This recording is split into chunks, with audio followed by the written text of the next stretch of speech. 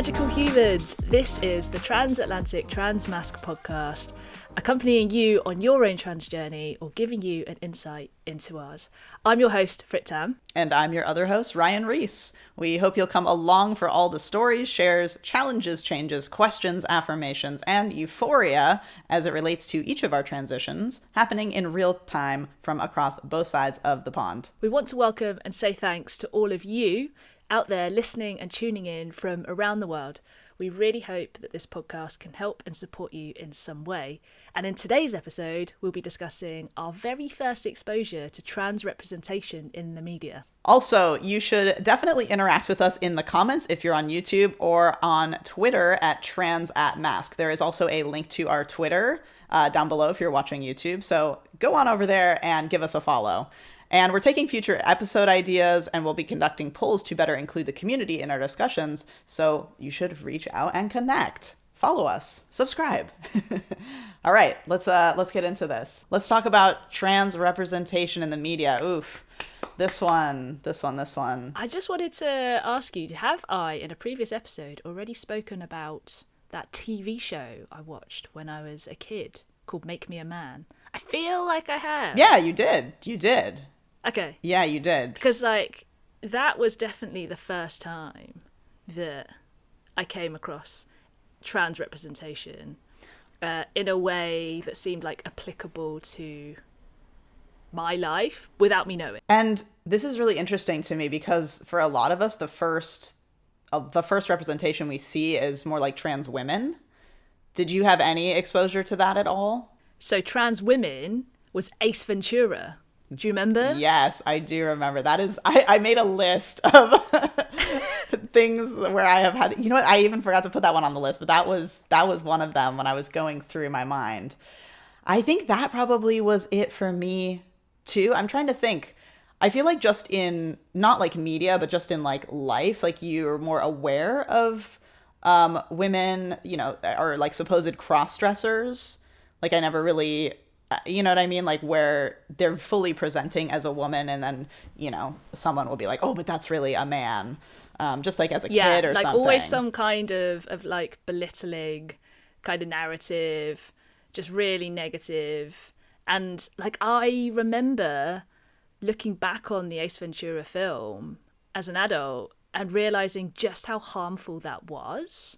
That there would be this scene of in quotes, revealing this person. Do you know what I mean? And yeah, it's really awful when you watch it now. Oh, it's so bad. So bad. And then I remember, but I put myself into sort of kid frit watching this film. I watched it several times. It was kind of one of those films that would kind of get played over Christmas and stuff like that.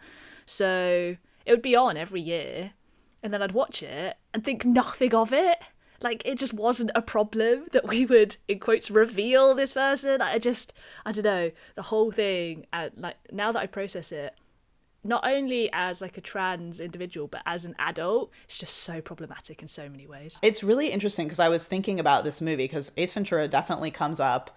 And I remember when I first saw this movie, my parents, I'm always bringing my parents into it, but it's really interesting. My parents were so offended by this film, and so I had this idea that Ace Ventura was horrible and it's this really bad movie. And then when I finally watched it for myself, I thought it was hilarious, I thought it was super, super funny. And when he kind of has this when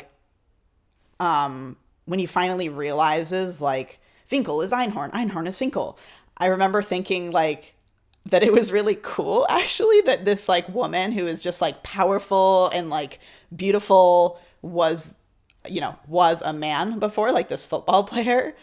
And in my brain, my initial reaction wasn't disgust or anything like that. I was just oh, whoa, I liked this kind of idea that was the twist in the film.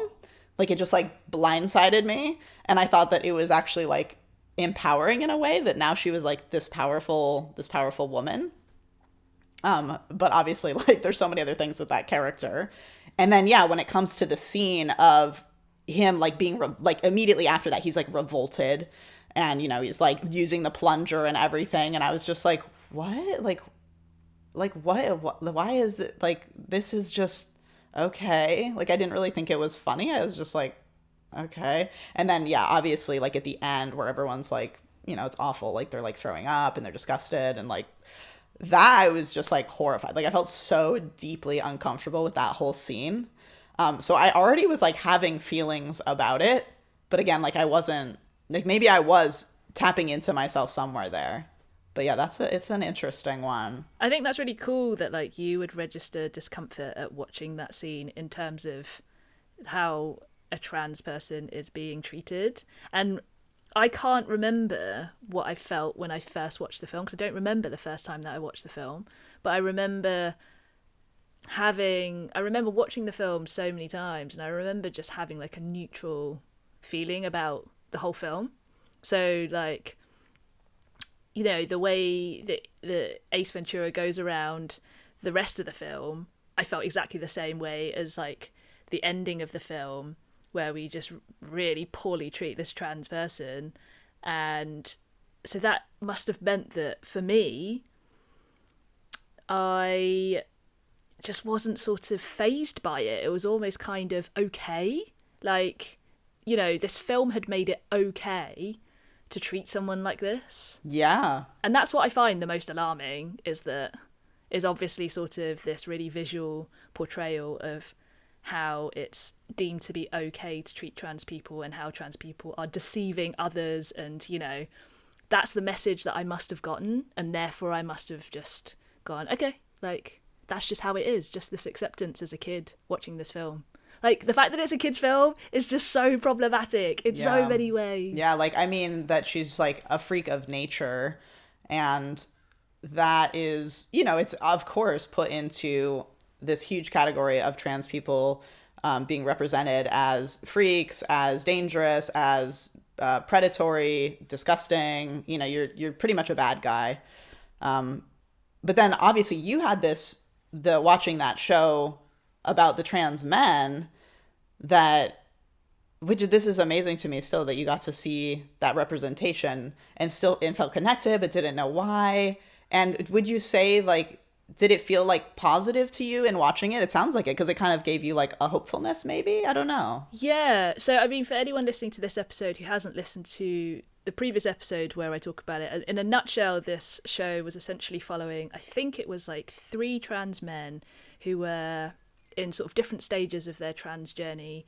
But I remember one in particular was very sort of focused around one guy getting phalloplasty and how they were doing it. And it was really quite graphic. And all I really remember about it actually was that, like, at the time, because now, like, there's a lot of trans guys who, like, their phalloplasty comes from like their forearm, whereas like in the show it was taken from like the upper leg. They still do that. Do they still do it now? I thought it like switched to the forearm. No, the forearm is more common because you get more sensation. Like, it has a higher rate of getting full sensation. But some people still do upper thigh. I know that you can do, I think, like, buttocks too, and like there's some that do shoulder. I went down a whole like rabbit hole of research, but I think forearm is still like the most common because you get more sensation. Okay. Yeah, that makes sense. I haven't looked into it because it feels like ages and ages down the line. But yeah, I just remember I remember this show following these individuals, and then like the surgery being really graphic, and like just being this child watching this show, which I'm really grateful for, because it must have instilled something in me of there are people out there in existence who are living these lives. So rather than my parents shutting it down and saying, no, you can't watch this show because we don't know what it's about and therefore anything alien is not going to come into your consciousness, they still let me watch it, which I'm really grateful for. And it must have, it's just, I don't remember very much. That's something I should caveat, is that like my recall for my memory is really bad. So the fact that I can remember this show, I think says a lot about maybe how many times I've replayed it in my mind to strengthen those neurons so that the memory is still there somewhat, even though it's kind of mostly hazy. I can remember little moments of it. So I must have replayed it in my head, and the fact that it's kind of come back to me after all these years is kind of amazing, because I don't think for a long time that I thought about this show, but then just with all of my trans journey so far, it's just come back to me in this memory, and it's kind of, yeah, there's something there for sure, and it's kind of amazing that that I had any interest in watching a show like that at such a young age. I think I can't quite remember how old I was. I think I was either 10 or around the age of 10. Right. So yeah, pretty what someone would consider as pretty young.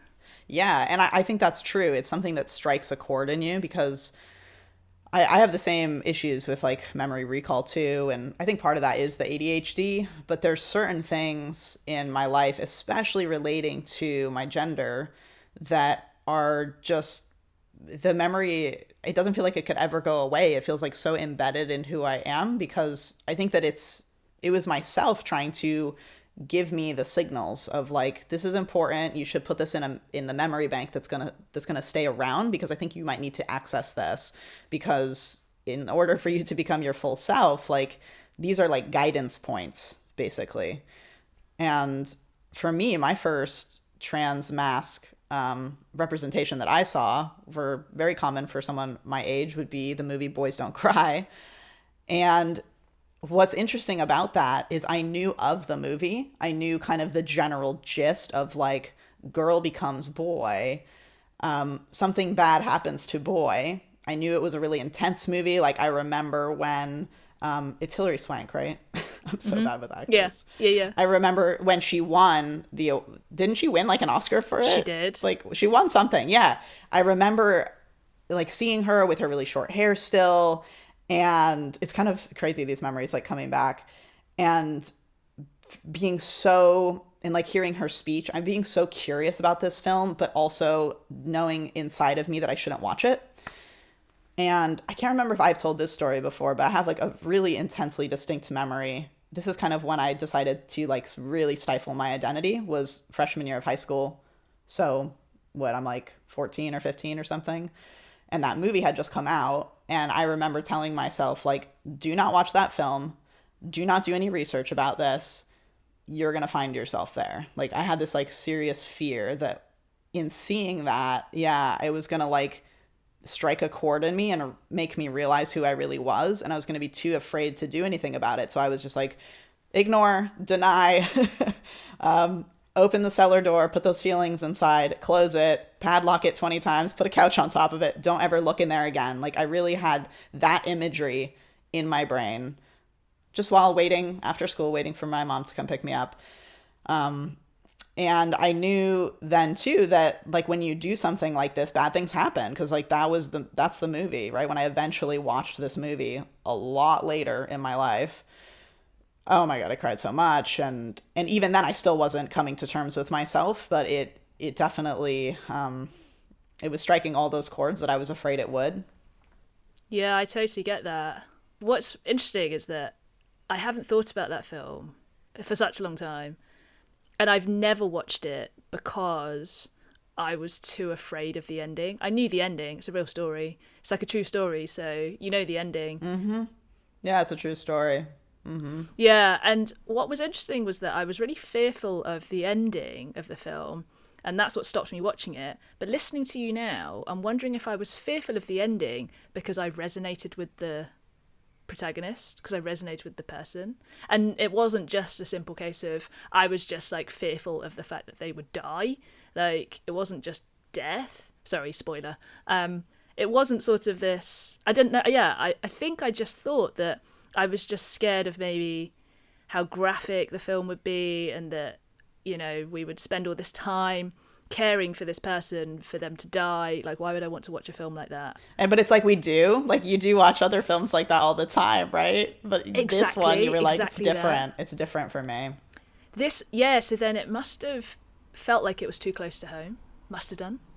Mm-hmm. Oh yeah, and another one that I avoided is whenever we'd go to the video rental store back in the day, I would always see, because I love musicals, and Julie Andrews was in Victoria, and on the cover, she's dressed in a tuxedo, looking quite boyish, very short hair. And so one would think, oh, I would naturally go to this film and want to watch it, thinking like, oh, like girl who dresses like boy or whatever. But that was another one that I just avoided because I was like, that's going to be too close to home. Like, I don't even want to go there. I don't want to watch it. And I remember recently, like Darren was saying, she's like, I can't believe that you haven't seen Victoria. Like, it just seems like a fit. Like, it's Julie Andrews, it's a musical, like she's a woman pretending to, whatever, like, not that I'm pretending, but like it's these crossovers of gender and playing with gender. And I was like, let me tell you, there was a lot that I was fearful of, and I didn't want to find myself in all of these places. So I just didn't watch it. But we did watch it, and I did enjoy it. But at the same time, during the movie, like, it's just so funny that she's like singing, and she's singing in this like very high voice, and then the reveal is like she takes the wig off, and she's a man. And I was like, passing is not so easy. The whole time I was like, yeah, right. Okay, so yeah, that was my Boys Don't Cry was the first thing that I was just like, nope, not going there.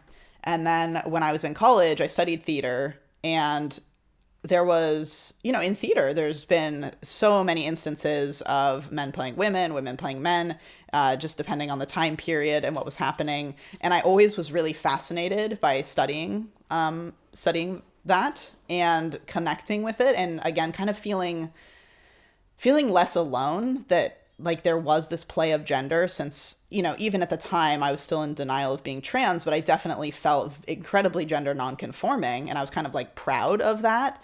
And so seeing these kinds of blurrings of gender made me feel comforted that there was more to human expression than just a binary.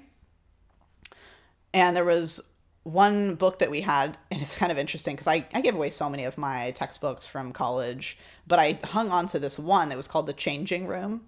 And it was about theater and gender and how they kind of played together. And I think I more recently did actually give that one away, but I kept it for a really long time. And it's just kind of interesting that, like, of all the books I chose to keep, this was one that I was like, I should reread this, and I should kind of go into this more and, see what this is all about. But yeah, we studied a couple interesting examples were I had to write it down because I couldn't remember, the Anagata, which is the male actors that play women in kabuki theater, in traditional Japanese theater. And that was really fascinating to me. And then also in Japan more recently, there is this like all-female theater troupe called, I thought it was Takarazu, but it's oh god, okay, wait. I'm gonna get it right. Takarazuka. And this is so fascinating. We had a week where we talked about this, and I was just like so enamored with this subject of these women that play men, and it is theatrical, but there's a lot of instances in these fangirls that are fans of this theater, and they really fall in love with these characters. And you're kind of playing with this, like, is this like a gay sort of love that you're feeling, or you feel comfortable expressing it because, in a society where homosexuality is not really viewed as something that's okay, you're able to express this like love for these women, but they're playing men. So it's like you're almost in love with the male character. It's really fascinating. So, and just again, the fact that I took such an interest in these subjects, I think, shows that I felt like there was something else out there. I still wasn't necessarily applying it to myself because I was too afraid still. And like even on campus, we had, our like Pride Alliance group, and I was always just kind of like on the outskirts of that. And there was a few people that were identifying as gender nonconforming or trans, like not necessarily fully transgender, but like kind of blurring the lines a little bit. And I was always like a staunch ally for them, which I think was interesting too. Like this representation that I saw, I wanted to like fight for it, even though I still wasn't able to internally go there for myself. But it's like I was resonating with all of these examples of seeing people play with gender or literally crossing into another binary for performance reasons or otherwise. And it really connected with me. Oh, was M. Butterfly made into a film? Because that was another theater, another play that They play Oh, with I that. feel like it Yeah, was. because that was another one for sure. And like Rocky Horror Picture, and that was another one that I didn't watch until college. Like I knew of it, but I was still just like I was like afraid of these things. It's so crazy. And Hedwig and the Angry Inch, like that really resonated with me. And when I went and saw the play, and one of my friends was playing the character, she's probably watching right now. She was playing the character that it's a woman who's playing a man, and I was just like, why do I want to play that character? I get that. I totally get that. I wonder if did you ever feel moments of jealousy? Like, did you ever develop any feelings of like envy whilst watching these things, or like learning about these like performance types in theatre? Yes, definitely envy for the freedom to express that. I felt like I couldn't express myself the way I wanted to. And actually I remember having these conversations with one of my theater professors, and I would tell her like, I was always struggling with acting, and I felt like I couldn't ground myself. And I was like, I have all this energy inside of me, and I don't know how to express it. I don't know how to get it out. And she was like, I don't know what that means. And I was like, Interesting. I don't either. Yeah. And I liked that she was honest. She didn't try to figure it out. She was just like, I don't know what that means. And now I know that it is definitely my trans identity was trying to fight its way out. And I did feel envy for people that I could see kind of expressing themselves across the gender divide of which they were assigned at birth, and having a confidence there, but also a lot of pain. There was also a lot of pain, which was scary. So many of these examples, they're very painful stories in a lot of ways. Yeah, I get that. Yeah, there's trying to think about all the different trans media that I've come across and how many times you get a happy ending. And I really struggle. I really, really struggle to think of anything. And the example that I keep coming back to which is really difficult for me to use as an example because I can't differentiate my reasons of why I love this film. So, it was Mulan, and I didn't know, like, I just thought I loved the film because it was the first film that Disney had done around Chinese characters, Chinese heritage, Chinese culture. That's another one that I avoided watching, believe it or not. Really? So I just threw myself in because I loved this film so much. It was, whenever anyone would ask me what my favourite Disney film is, I'd always say Mulan. And everyone would be like, oh yeah, of course it is. And the thing is that I love everything about it. I love the characters. I love the fact that it's based around heritage that I share. I love all the songs in it. But there's obviously something really problematic around the narrative of, woman dresses as man, then gains the respect of military figures, then loses the respect when they find out that she's a woman. Then in the adaptation of like the animated film, sort of regains it under sort of the kind of, I don't know what to call it, sort of under the understanding that the general, I can't remember, was he the general? For some reason I can't remember his rank. I don't retain details like that. Close in my enough. head. I can't remember either. But that he'd fallen in love with her. So then it was okay. Suddenly she was kind of, the whole situation was rectified around the fact that he was in love with her, so now it's okay. So I just there was obviously sort of lots of problematic narratives like that, but I just loved the film. And then I don't know if I loved the film because of like the fact that she was suddenly, creating herself into she was created into this character of like strong woman becomes bad. I don't know. It's so hard for me to distinguish what why I liked it so much as a kid. Yeah, dude, I totally get that because this is so often the case. And you're like, here's this representation. Like, I feel like I see myself in this character in more ways than one, right? Because it's a Chinese story and my goodness, there's hardly any representation there. And then at the end, you're like, wait, her worth is based on where she's ranked in the sexual marketplace, essentially. Yes. in like the heterosexual sexual marketplace. Yes. Yeah. And you know what? You just talking about that reminded me of the film Little Giants. Did you ever see that film? No. Okay. It's like the girl is, she's a super tomboy and she plays on the football team. She like tries out for the football team and all the kids are like, girls can't play football, but she's like really good. And so the team that's like just, you know, it's kind of like Bad News Bears where like every player on the team is like not an athlete and they're kind of just like fumbling together. And then she comes and is like the leader of the team. And I remember like resonating with this character because she's a super tomboy and she's an athlete and she's, you know, kind of doing more boy things and people see her more as a guy and they treat her like that, but in a way that they're teasing her a lot and she has to put up with that. And I remember feeling like I related to this character until the point where she like dresses herself up for the boy and then like the boy sees her differently and is like, oh, you are a girl. And she's kind of like seeing her worth on as being feminine as well. And that was where it stopped for me. I was like, oh, that's not how I feel at all. This has taken a left turn. And once again, it's like that idea of the value once you become a part of the heterosexual marketplace. Like you can be a tomboy and all that, that's fine. And then now your worth is, oh, you're pretty and I'm in love with you.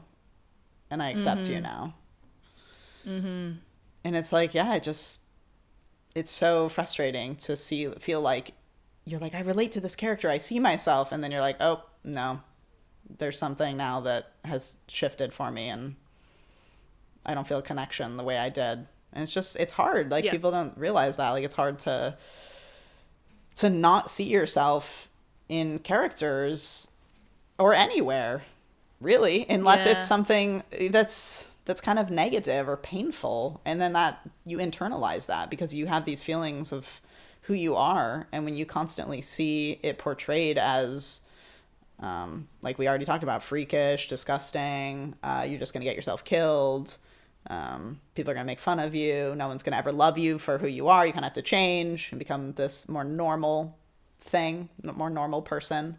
Yeah, I think like the fact is that, so like we talk a lot about queer joy, for example, and how queer joy is now sort of being written more into the narratives of films and TV shows. And I think considering we're only just starting to scratch the surface of like sort of continual queer joy, as in like Heartstopper, where like one of them doesn't end up dying or like they break up, or you know, the character of Nick suddenly decides that actually he's straight. Like, do you know what I mean? Like the fact that we're now at a point where we're finally just starting to create this content for like persistent queer joy, where it's like queer joy all the way through to the end, shows that like we're not even at a place where we can create that for the trans community yet. Right. We're not there. Right. No, we have not gotten there. Heartstopper is just groundbreaking for like so many reasons. It's incredible. It's really incredible. Did you see Love, Victor? I liked that one too. It's like a little bit of a smaller show. No. But I really liked that one as well. Kind of coming of age, coming out, wrestling with your gender or your sexual identity. And when I was watching that show, that was really kind of making me also reckon with my sexual identity, because it was like I had to deal with the gender thing first, and then once I accepted that, I now had to wrestle with my sexuality, which it was a whole other thing. But yeah, watching Heartstopper, it was just like, finally something that I can see myself in, and it doesn't just have to be like this extra character on the side. It's like their story, and it's exactly, it's normalized finally. You know. Have you watched Disclosure? Yes. Mm-hmm. You know, that does obviously a really great job at breaking down the historical context and how we've gotten to where we are now. But also, like, the message that I think I just want to continue perpetuating is that it's not good enough to just have a trans character in a show. Like, we need trans joy, persistent trans joy all the way through to the end. Like, we need to not disconnect from the character in the way that you've described earlier on in this episode, in other things that you've seen where you're like, oh yeah, I'm really like, oh, I totally start, oh yeah, I totally see myself, oh, I don't see myself in you anymore. You know, like we need to have those forms of media where we see it all the way through and we finish the show or the film or the theatre show or the musical or the song and or the book, and we make it all the way through and we're like, oh wow, like I actually feel really good about myself now that I've been part of this piece of art that I've essentially been interacting with.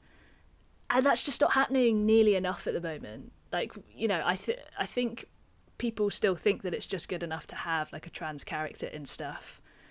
But I mean, we need to do so much more. I agree. It's perpetuating the story that being trans is all struggle, and that's not true. Like, there is so much joy, there's so much adventure, there's so much realization and like blossoming and becoming that is really beautiful and exciting.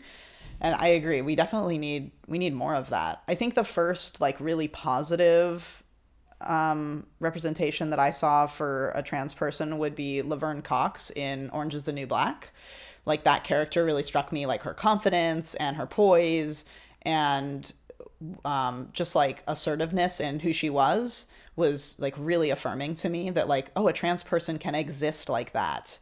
That is who we are. We're actually very strong and resilient and I think just like beautiful, magical people that are meant to be on this earth for a reason. I don't think there's anything wrong with us at all. And yeah, seeing that more is just, that's what we need. That is absolutely what we need. Because that's the reality of it. The pain and all this other struggle is just coming from living in a cishet world that doesn't want to accept us. It's really not. Yes. Like, for ourselves, we would be thriving out here. Because our experience is really cool. Totally. I mean, the fact is that to a degree, like behind closed doors, our experiences are actually really joyful, like can be really joyful. If you hopefully have people within your inner circle who are supportive and who love you and who make the effort to use your correct pronouns, like actually behind closed doors, a lot of the experiences can be really great. And actually sometimes it's stepping out into the outside world that can be more difficult.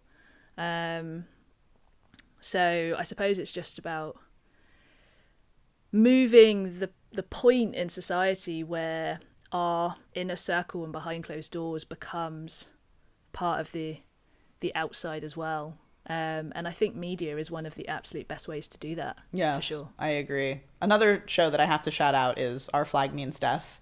I don't know if you've gotten a chance to watch that yet, but it's another. I have not yet. No, I can't find it in the UK. Oh no! Hopefully it gets there eventually. What? I'm surprised it hasn't, because New Zealand creator Taika Waititi, you'd think that it would be in the UK already. Well, you'll see it eventually. I've looked. I mean, maybe if someone is a UK listener, has watched it, please tell me how I can watch it. I can't seem to find it, but yeah, I would 100% be up for links. So yeah, if anyone could send me a link, that would be amazing. Send links. Yeah, it's just great how they weave in queer identity. Again, it's something that's not like an aberration to the norm. Like, it just is like woven in really well. And I think that's what needs to happen for more trans characters, is that this is just a part of the human experience, the beautiful, diverse tapestry of life. And then you'll see how incredible trans people are, because we do want to thrive in the world, and we're fighting against a lot of other stuff, and we have just as many struggles as every other human has. We just have like this extra thing to battle, which is people don't believe us, they don't see us. Again, they think we're something to be hidden away or made fun of, the butt of a joke. And nope, we're just cool humans trying to live our lives, and we're very unique. It's true. And I think that we're offering a really, really incredible perspective on life and what it means to just like live and exist in a body. And the more that you accept that, the more awesomeness you will get from us. I love that. Yeah, my awesomeness is yet to be unleashed. That's right. I think. That's right. The potential awesomeness of Frit. It's all that energy. It's all that energy inside. That's what I was talking about. It's about to burst forth. Now, to wrap up the episode, we have a question for all of you. We'd love to know, what's your experience with trans representation in the media? What was the first thing that you ever saw? How did it make you feel? And what's the latest thing that you've seen? And again, how did it make you feel? Please do let us know in the comments, because if I haven't seen it or heard it, and same with Ryan, if we haven't seen it or heard it, we'd love to. So yeah, please do let us know. Thank you guys so much for tuning in today. Please follow us on your podcast platform that you are listening on and leave us a review, because that really helps spread the word. And if you're watching on YouTube, click that thumbs up, subscribe, and leave a comment. Come on, get to know us. Leave a comment. Tell us who you are. If you don't want to answer our question, just tell us who you are, where you're watching from.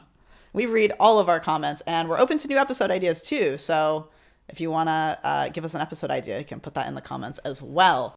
Join the community, or either no musical theatre for you if you love musical theatre, or all the musical theatre for you if you don't like musical theatre.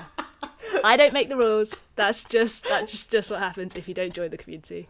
Until next time, stay magical.